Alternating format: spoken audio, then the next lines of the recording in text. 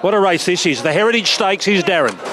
The Heritage Stakes, and jumping poorly there was Stanislaus. Royal Tribute fast out, but there's Ozzmosis speeding up on the outside. Fire Lane will get leaders back, third inside Namesake, then Stanislaus on the improve inside Celestial Legend. Further back to Chris Dilly. Barber's going to settle last. Royal Tribute holds the front, travelling strongly, 3/4 to Ozzmosis. Fire Lane third on the inside of Namesake, then Stanislaus and a long rein on the inside of Celestial Legend. Further back to Chris Dilly. Barber on the fence last of all. Royal Tribute and Ozzmosis. The two favourites locking horns a long way out. Namesake coming off heels in third. Then Fire Lane from Stanislaus, Celestial Legend, and Barber still second last, being quietly ridden. 300 metres to go, and Ozzmosis puts the head in front. Namesake running on the outside. 2 lengths away to Celestial Legend, and further back to Barber. It's Ozzmosis just the leader from Namesake. Ozzmosis lifting, kicking. Ozzmosis goes on to win the Heritage. The colt remains unbeaten.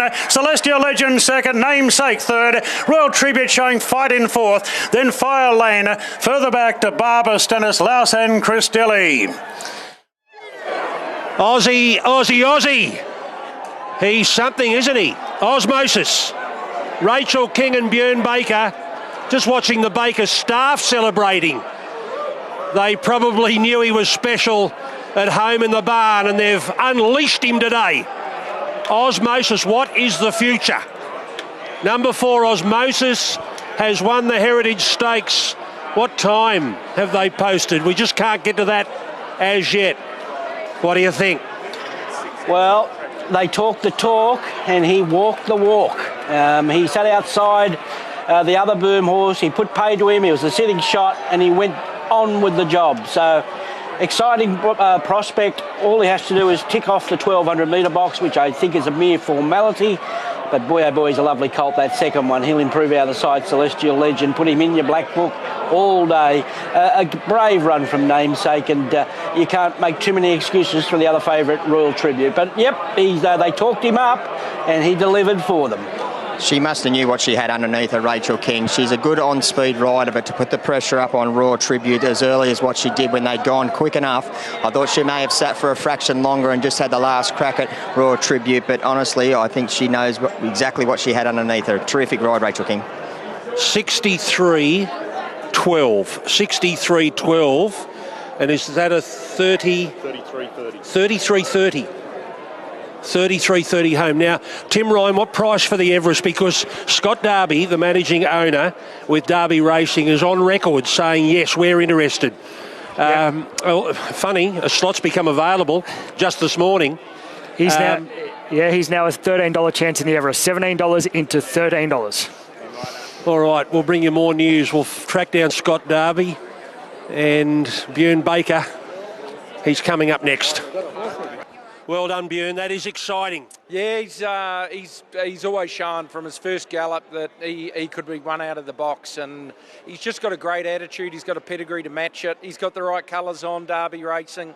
They just keep finding them, and he's really exciting. I thought on some of his work, if he comes here and does that, he'll be awfully hard to beat. I was very nervous going into today, and I thought he had to do it the hard way. He's a horse that's only going to keep getting better. Even in the pre-race interview, you wanted to keep a lid on this, didn't you? Yeah, it's hard. It's not an easy race. First up, he was going to be vulnerable today. There's no doubt about it. I didn't even back him. I didn't want to stop him with my money.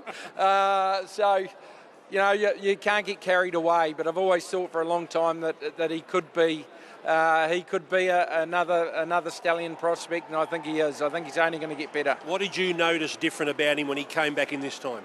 Oh, just that little bit bigger and stronger. He had a long time off too into that first preparation, and I think he probably had a little bit of residual fitness today. So sometimes you look at the form and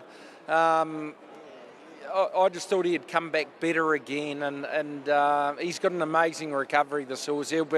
His heart rate will be a lot lower than mine now, that's for sure. Now, if Scott Darby just runs into you in a moment's time and says we've been offered a slot in the Everest, what does the trainer say? Well, the trainer says we're in. He's already at Ramwick. We'll put him on the float straight there, but from a horse point of view, we'll get him home. We'll take him one step at a time, and it was never about today, and it's never about the Everest. It's about doing the right thing, and that we've got the Roman Consul sort of penciled in and hopefully getting down to the Coolmore. But not necessarily even this preparation. I think in the autumn he'll be better again. I think this time next year he will be a live Everest candidate. Well done. Thank you. Well done, Rachel. That was really, really impressive. It was, yeah. Look, he's definitely a star in the making, and he's still pretty arrogant with the way he does stuff. So I can't wait to see what he can do. Like, I just think there's no ceiling at the moment. There was a genuine speed up front with Timmy Clark leading the race, but to put the pressure on him so early, I thought you must be feeling well underneath you. Yeah, I was sort of surprised actually. He's just dropped the bridle a touch around the corner, and so my bloke, he was super relaxed early. So I knew we'd had a sort of first easy half for him anyway, and he was only in second gear, and I just let him cruise without having to touch him, and it's a good feeling when you can do that. Has he got another gear? He has, definitely, and a few more. Well done. Thank you.